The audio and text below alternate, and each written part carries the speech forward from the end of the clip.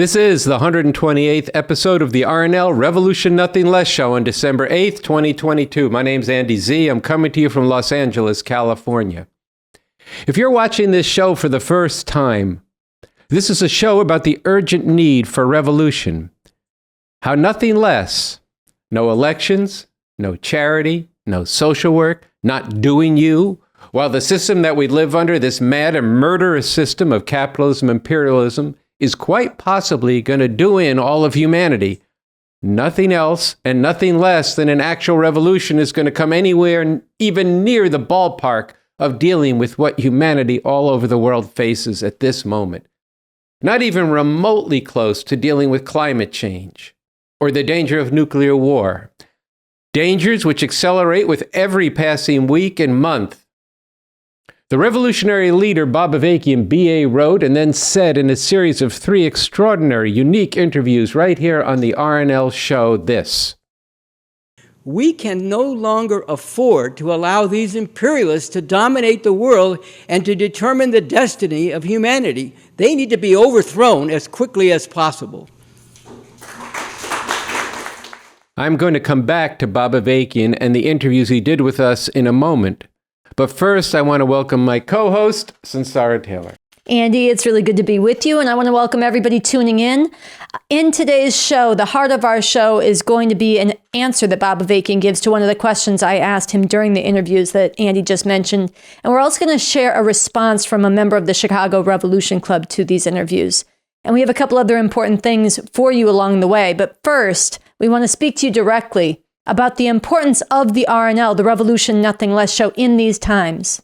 The RNL Revolution Nothing Less show is about how we can prepare in this country, in this time, for a real revolution, which means nothing less than overthrowing the capitalist imperialist system we live under, a system that exploits people all over the world and enforces that exploitation with brutal force. They talk about freedom and the pursuit of happiness. For whom? All over this country, police dog and shoot down our people in the streets and in their homes. And not so, by the way. 2 years after the amazing George Floyd protests, these pigs are setting a U.S. historic record this year for murdering in cold blood, executing people without trial, disproportionately black and brown youth. And for all the talk of Russia and China being police states, which they are, no other country in the world imprisons more people per capita than the U.S. Police murder and white supremacy are but one of the outrages of this system, a system that oppresses women, immigrants, differently gendered people, and as I said before, threatens the very existence of humanity as the largest polluter that has led to global warming, and as it ramps up the danger of war, catastrophic war potentially with Russia and China. If you're watching this show, I assume that you care and that you are paying attention. But are you sounding the alarm? Are you reaching out to and struggling with and arguing with everyone you know to watch this show and go to revcom.us? And yourself, are you doing all you can to get with this revolution? I have not yet spoken of what the U.S. does to people around the world, but we must.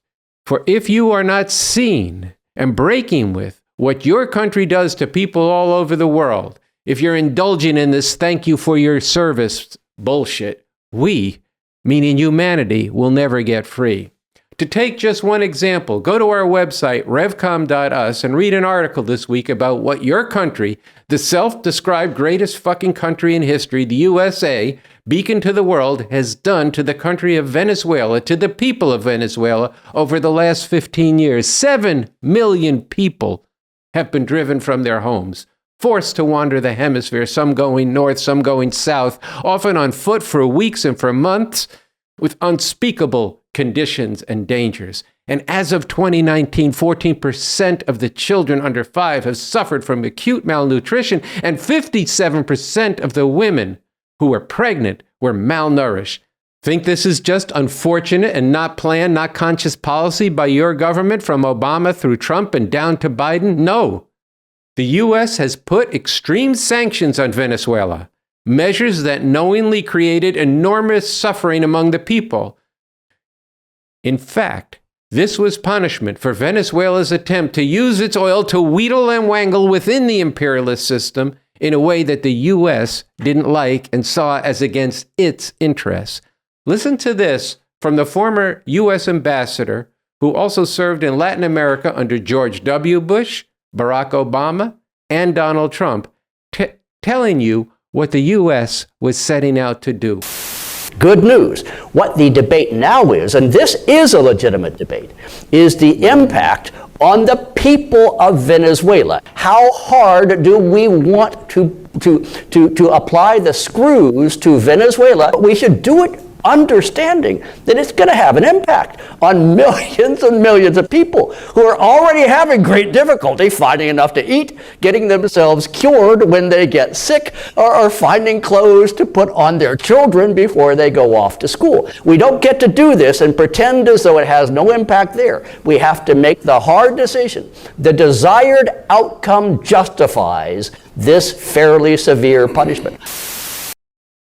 Greatest country indeed.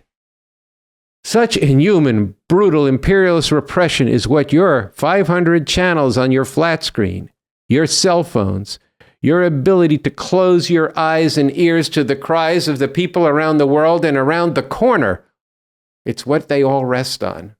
We live in an empire whose days need to be numbered, and they can be. And this is a show on a mission for a revolution to make that real. What is central to the RNL show is that we bring to you every week the leadership for revolution in Bob Avakian, B.A., who was a revolutionary leader who came out of the tumultuous and revolutionary movements of the 1960s, and he did not give up, but went to work on how a real liberating revolution could be made, and how that revolution could not only create a society where you'd want to live, but could set us on the road to emancipating all of humanity all over the world. There has never been a leader like this, and this fall, as I said a few minutes ago, we here at the RNL show conducted 3 extraordinary interviews with Bob Avakian. As you watch these 3 interviews, you will experience a leader who, with straight talk, blows away the fog of mystification of all the problems that people here and around the world face, and with a scientific approach to understanding the world. He makes this scientific approach understandable for everyone. In each of the 3 interviews, B.A. brings out that we are living in a unique moment, a rare time when making revolution in this country has become more possible. The divisions are so sharp in the U.S. that those who rule are not able to rule in ways that people have become accustomed to. Big jolts, like taking away the right to abortion, shock people and cause them to increasingly and profoundly question the whole setup. And that is the importance of this, the RNL show, and these interviews with B.A. getting out far and wide to give the masses of people whose lives are repeatedly being upended the road forward out of this madness. As you go through these interviews, you can feel the tremendous confidence that Bob Avakian has, that through sharp struggle with the very people who need to be a part of this revolution, some of your friends, people you work with, people you don't even know, who need to be a part of this sharp struggle with those people over what is the problem we face and why is revolution the only solution for people. For all the crap that they are into now, they can be won to see and act another way.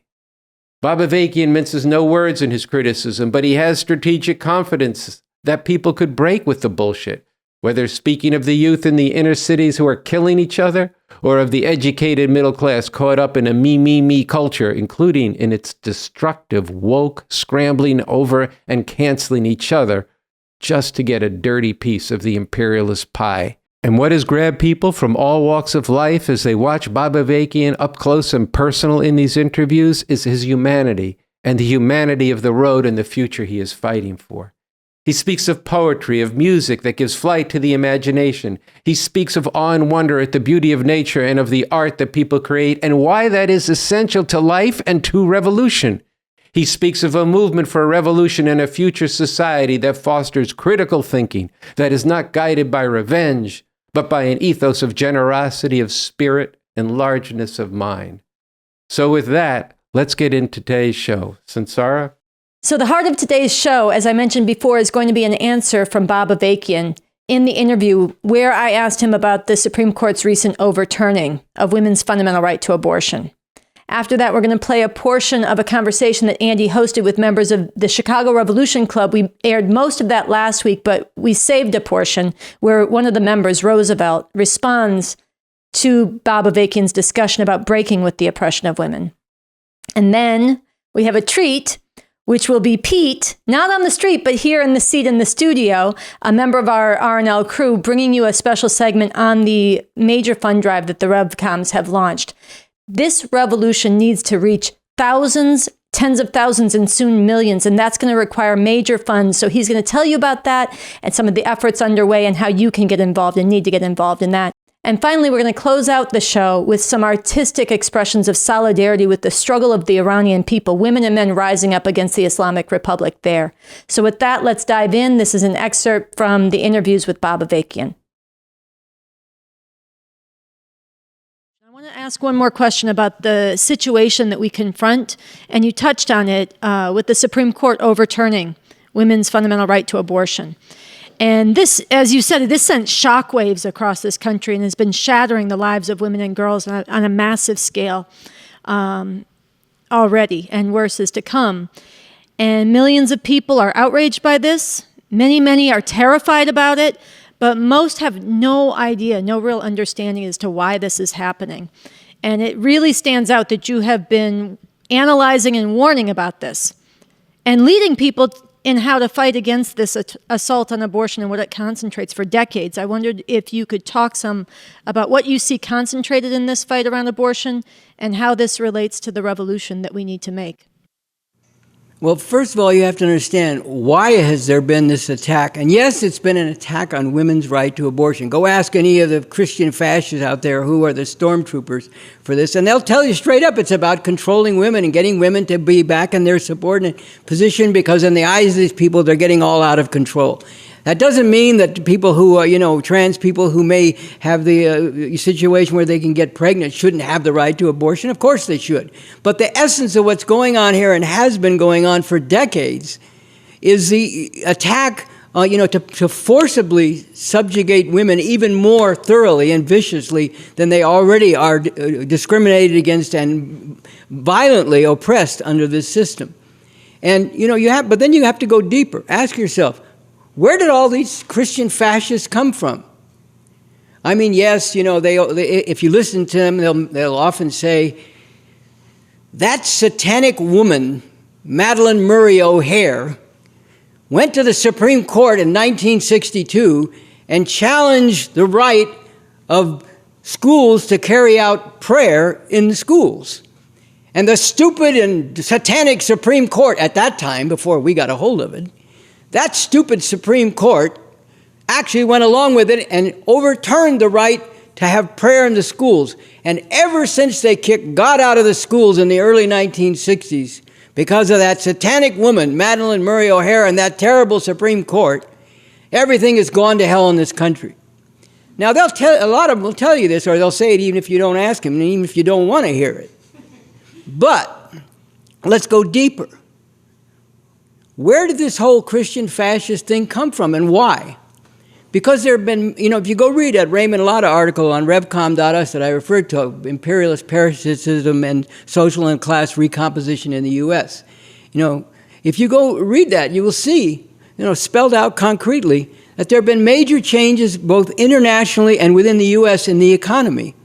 And one of the major changes has been that because of the reconfiguring of the economy, there's more need for people in professional categories, in the technical, categories and so on.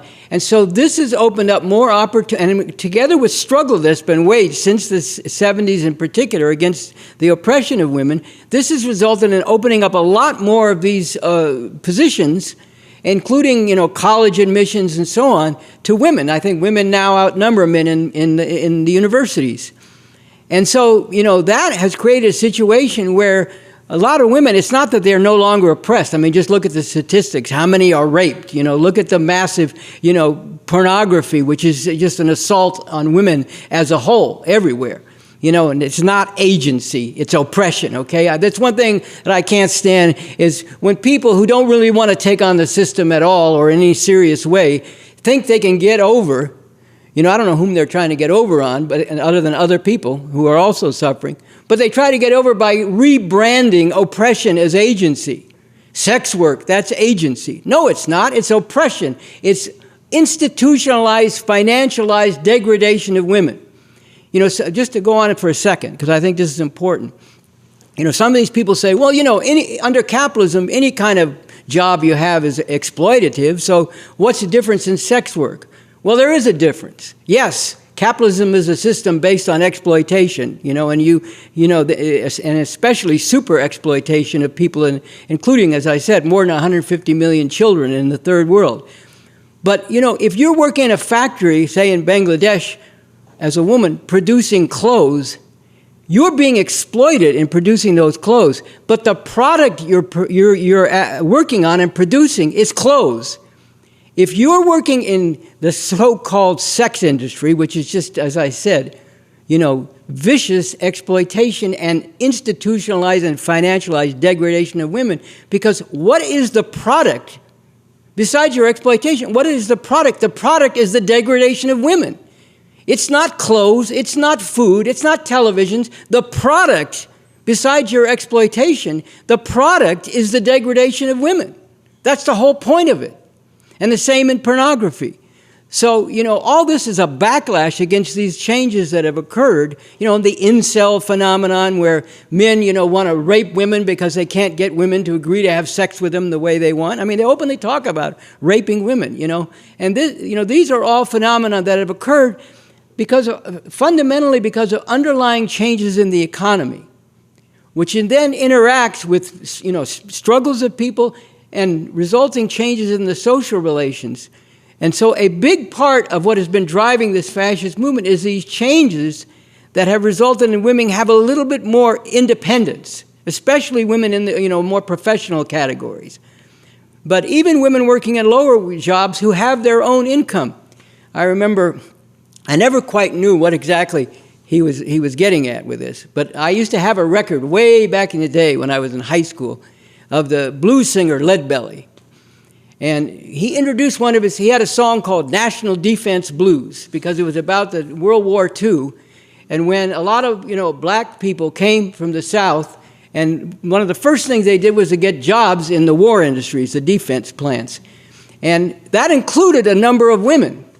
And so Leadbelly introduced this song. He said, people come to me, men, he meant men, come to me and say, Leadbelly. And I say, yeah. They say, I can't control my woman the way I used to. And I say, yeah. And they say, well, Leadbelly, they go and work in the defense plant and they got their own money and I can't tell them what to do the way I used to. And I said, yeah. And they said, well, Leadbelly, can't you do something about this?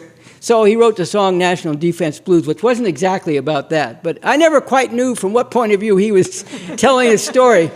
But anyway, it reflects something, and this is happening on a major scale in the last number of decades. So this is a big part of what's driving the fascist movement, is wanting to forcibly, push women and control women back into a subordinated position. Even more than they already are under the system, because there's plenty of oppression all the time. But they wanted, back the way it was, even before these relatively minor, but real changes have occurred.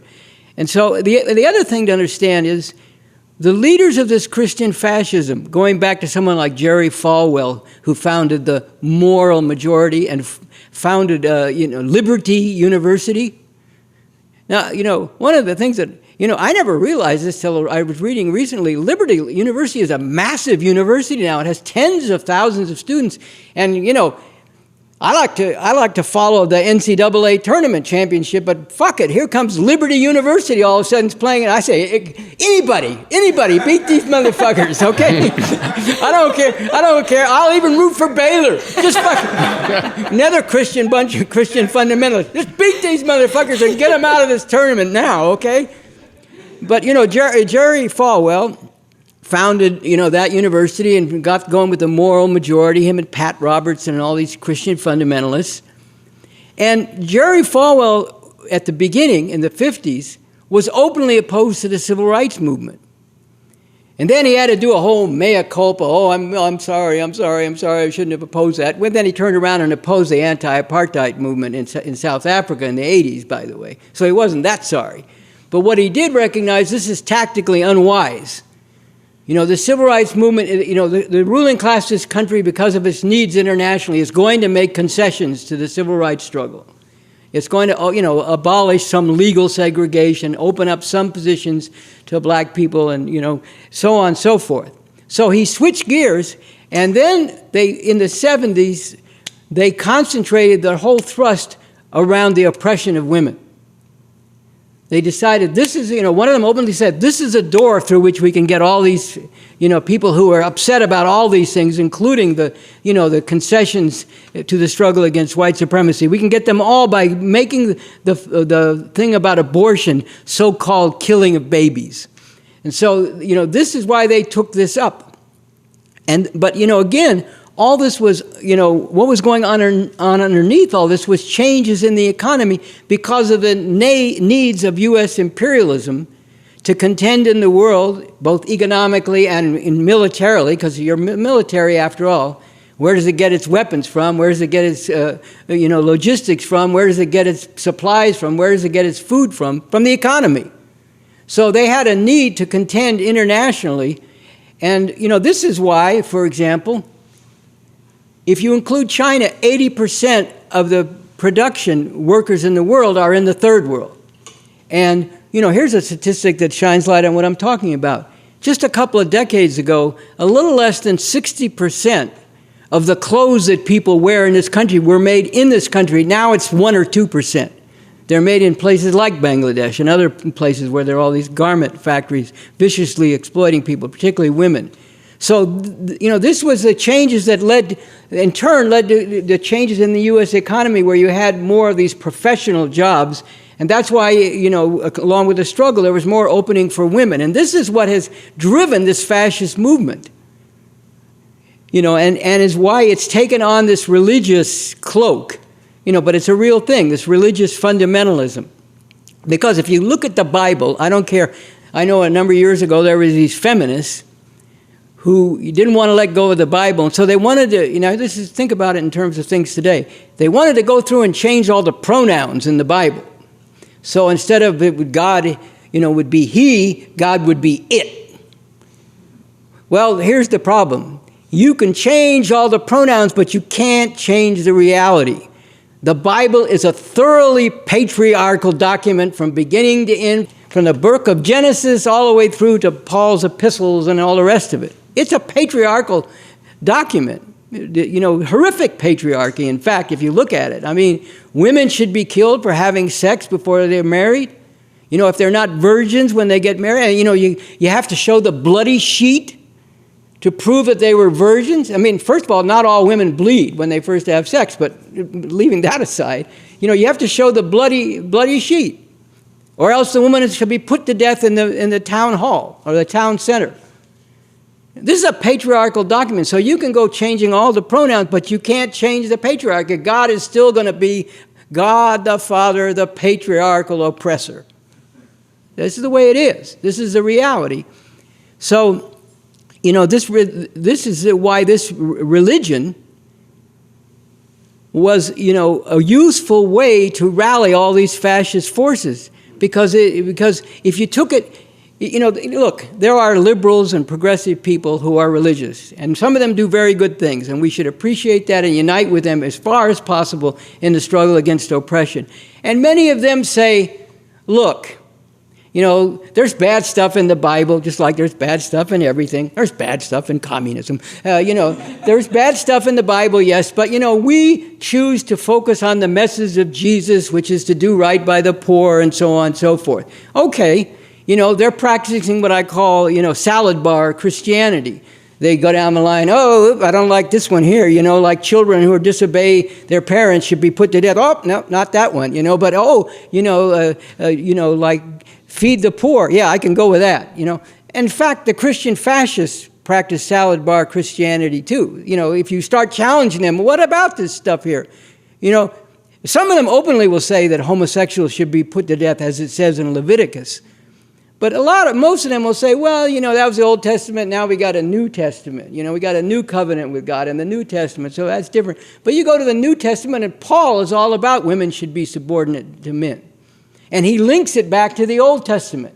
He links it back to Eve in the garden, when she's the one that got taken in by the snake, and then she misled Adam. So now childbirth is going to be a burden for women because of that. It's all, you go read the Bible if you have time. This is all in there. But so if you're a fundamentalist, what do? You take all the stuff that really leans heavily on this patriarchy and these oppressive relations. The Bible defends slavery, for example. Now you see some of these fascists openly saying, well, slavery wasn't really that bad. It did, some of the conditions of the slave improved from how they were living in Africa. I mean, just horrific stuff like this.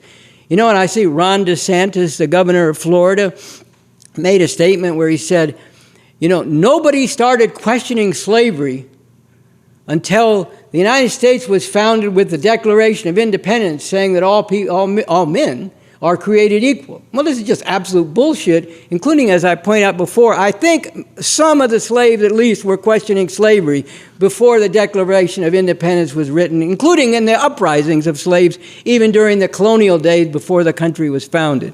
But see, they lean on this Bible and this heavy religious stuff for two reasons. And I know I've gone on, but I'm going to just finish this point. For two reasons. One, because it is heavily patriarchal and it does uphold all kinds of horrific oppressive relations and slaughter of people who don't get with the right God and so on. If you don't believe me, go read the Bible with an open mind. The other thing is religious fundamentalism, and this is true of religion in general, but all the more so of religious fundamentalism, teaches people to be unthinking. It teaches people to accept things, quote unquote, on faith. It teaches them to be slavishly following religious authorities. And so this is if you want to develop a fascist movement, you need legions of unthinking people who are anti-scientific. And you can see it, all the conspiracy. I saw somebody raise an objection about calling conspiracy theories because they're not really theories, but leaving that aside. They don't deserve to be called theories. But leaving that aside, you got all these conspiracy theories, and all the rest of it, all these people, QAnon, all the rest of these people, you need legions of unthinking people if you want a fascist movement. The exact opposite, by the way, of communism, which needs legions of critically and creatively thinking people. So this is why the Christian fundamentalism is such a, powerful and useful rallying cry for all these people who basically their position is, and this is why they said the 2020, and this is the underlying reason why they all believe fervently, with religious zeal, that the 2020 election was illegitimate and stolen from Trump. It's because they regard the people who voted for the Democrats, and we don't want them voting for Democrats, by the way, although in 2020 we did, and we can get into that too if you want. But in general, we don't want them voting for Democrats, but all the people who voted for the Democrats, you can go down the list, gay people, the LGBTQ, women, especially women, and there are lots of women fascists, by the way, we have to recognize, but women, especially thinking women who don't want to be subordinate to men, black people in their overwhelming, Latinos in large numbers, all these people in the eyes of the Christian fundamentalist fascists are illegitimate. So therefore, in their thinking, and it's just barely beneath the surface, if not right on the surface, in their thinking, if those people are the reason why the Democrats won the election, then the election's illegitimate. And that's why they believe all these, theories that have been, and assertions and claims that have been disproved about fraud in the election, because it doesn't matter to them, really, if it was fraudulent or not. It was illegitimate because all these people who were not legitimate, not real Americans, not what we want this country to be about, and should be put back in their place as violently as necessary, if not literally wiped out. All those people are the reason why we didn't win the election. A very important thing to understand, which Bob Avakian gets into further as the interview goes forward, as well as in his other works, is that fully breaking all the chains that bind women and ending all oppression based on gender and sexual orientation requires making revolution, and that the fight to break these chains is a big part of what makes this revolution possible. This is a fight that everyone who wants to get humanity free has to take up, men as well as women and people of all genders. So with that in mind, we want to share a bit more of the conversation that Andy had with members of the Chicago Revolution Club last week about the BA interviews. During a portion of that conversation that we did not broadcast, Roosevelt, a member of the Chicago Revolution Club, shared a harrowing story of a loved one whose life was violently destroyed, along with the lives of her 4 children, by a husband who took up the oppressive patriarchal view towards her that this system fosters. It was a painful story, and outrageously, it is all too common. So coming off that story from Roosevelt, Andy asked him to talk further about the importance of breaking with this view on women and the struggle that we need to wage around this. So we're going to play what Andy asked Roosevelt and his response. I'm still a little bit seething about this situation, seething inside about what Roosevelt talking about his niece and all this and this patriarchy. I think Bob Avakian says we have to, in this interview, we have to struggle like hell with people over what they're into. And if people watch I think it's in the second interview where we talk about that you can't be against oppression, except you want to hold on to the oppression of women. And he speaks to that and said, these are not we can't have these terms out there. And let's be clear that the system puts these terms on people, but there's people out there, right? We spent a summer out there with you in Chicago on the South Side.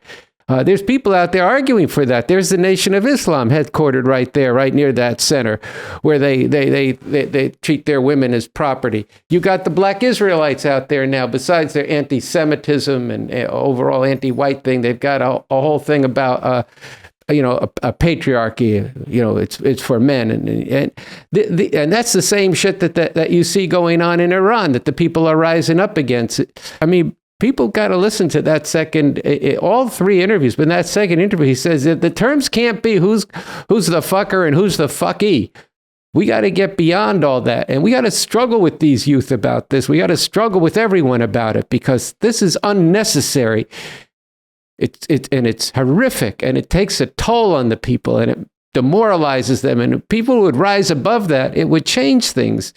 So I'd like to just talk a little bit more about how we're going to go out and, I know you guys have waged some struggle against some of this BS from the NOI at different times, but it's not just them. It's in all this fundamentalist religion of every kind, and we got to emancipate people's thinking. So everybody has said we got to struggle with people, and this is exactly one of the questions we got to struggle very hard with masses of youth, particularly these young boys and young men who this is the one thing they want. They watch this hip hop. It's all over it.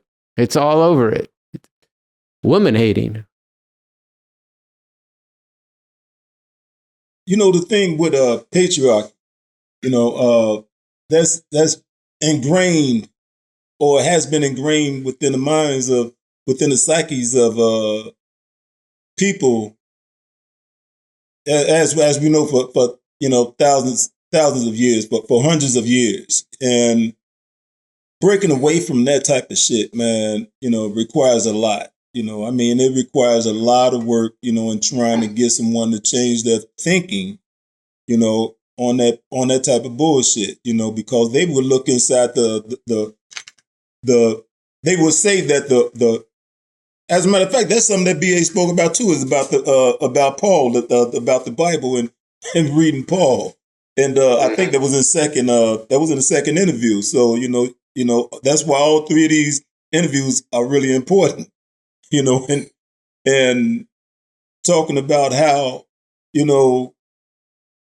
how under Christianity, under Islam, they all have their roots, that they all back up, the oppression of women.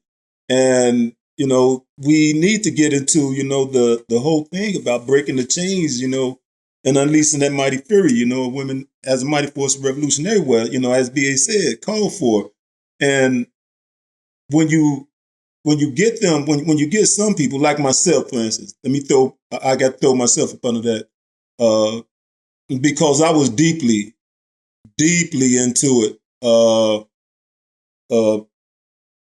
You know, passing out tracts when I was a youngster, you know, those are little Bible pamphlets on the bus, passing them out, probably until I was probably around 15 or 16 years old, you know, going up and down buses and trains and walking up to people, you know, and doing that. And then later becoming a Sunni Muslim, an Orthodox Muslim, which is unrelated to the Nation of Islam, but still, you know, I mean, it's still just the same as oppression of women, you know, is deeply ingrained in both of them and all areas, you know. And studying the Bible and the Quran as intensely as I have, you know, over the years, and making it so that every woman in my family knew what I was about, and even if you wasn't in my family, you knew what I was about, and the woman was going to be subjected to doing what I tell them to do, you know.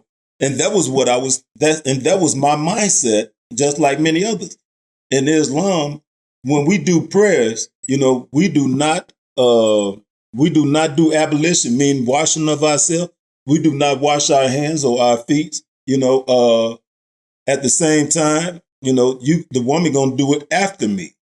You know, when she pray, she's gonna pray behind me, you know, and make sure that there's a cover and a cloak behind me. You know, I mean, that subjugation, you know, I mean, is so strong, you know, that, you know, is an extremely difficult thing to, you know, to bust through from.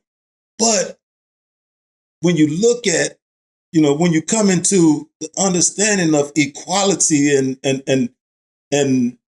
not making, you know, the woman, you know, subjugated to you, you know, and seeing her as an equal partner, you know, and, you know, that balance, you know, is equal, you know, you could get away from that shit.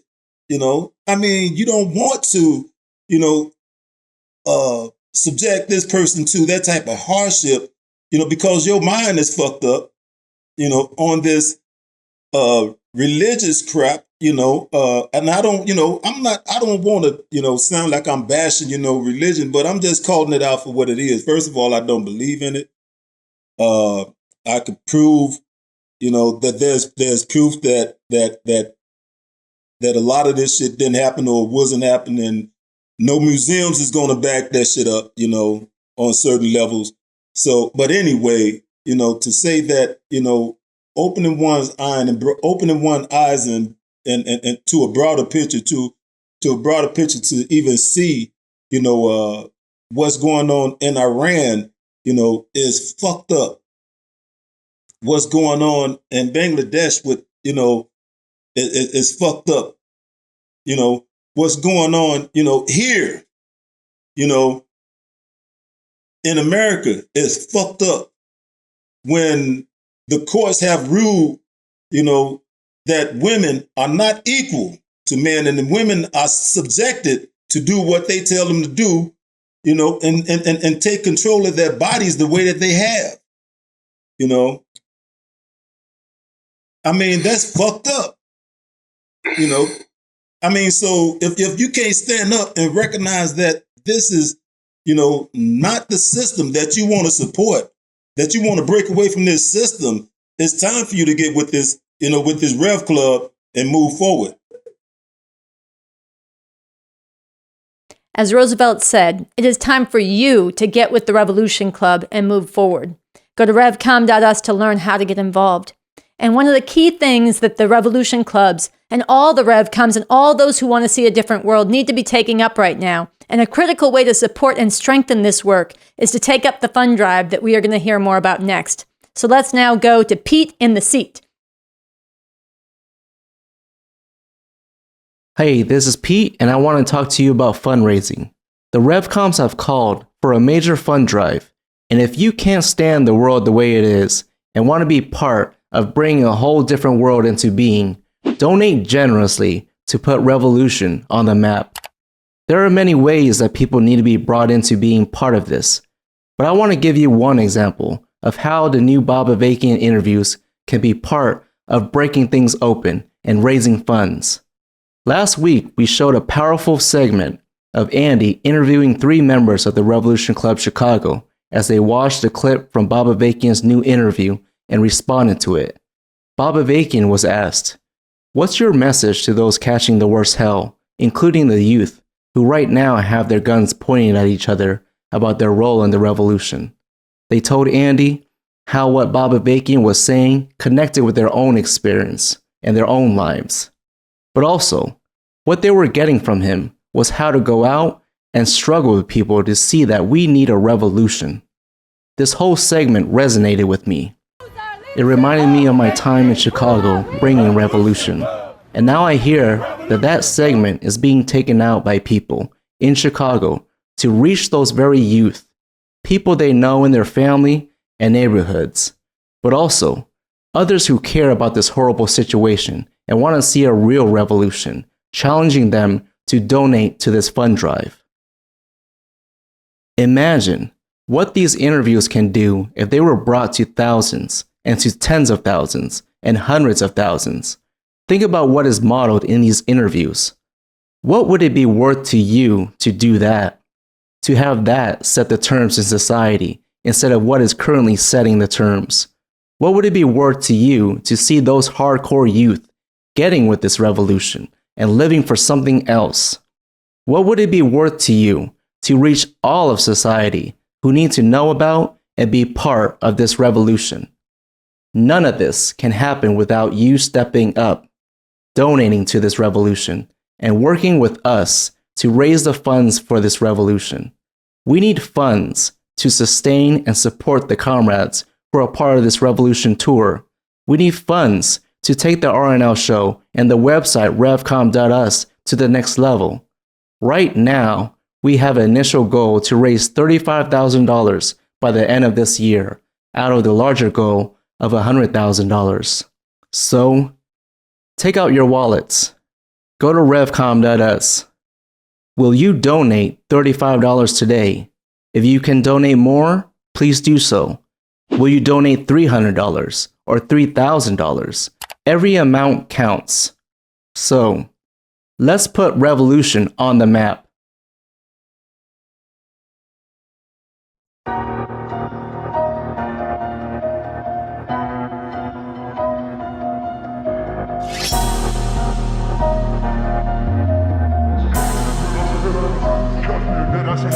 از کف میایم به رأس هرم میزنیم، شو میکنیم ببین چقدر دیدنی. 44 سالتون سال شکست فجی، اون روز همه دارید دهم میپرید. از کف میایم به رأس هرم میزنیم، شو میکنیم ببین چقدر دیدنی. 44 سالتون سال شکست فجی، اون روز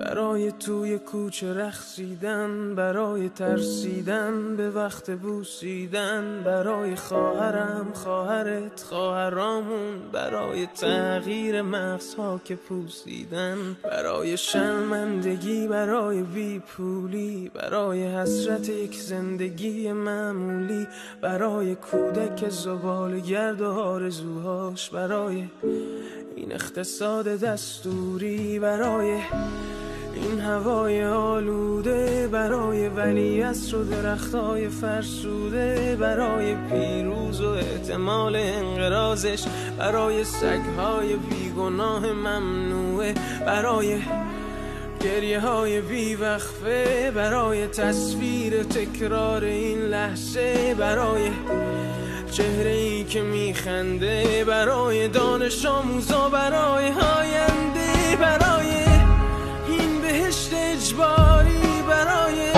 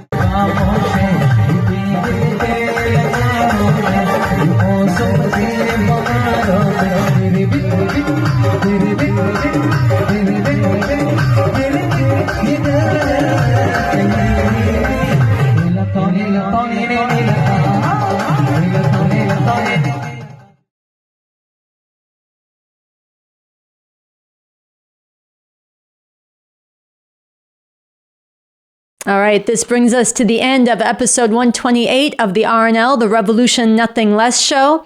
We want to thank you for tuning in and remind you this weekend there are gatherings in cities across the country, fundraising gatherings and kickoffs of the major fundraising campaign we want to get you involved in. Andy, what else?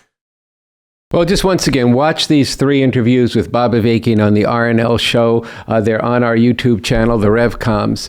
Very important. And write us. Make comments underneath each of those interviews, what you think, what your questions are, or you can write us at therevcoms@gmail.com.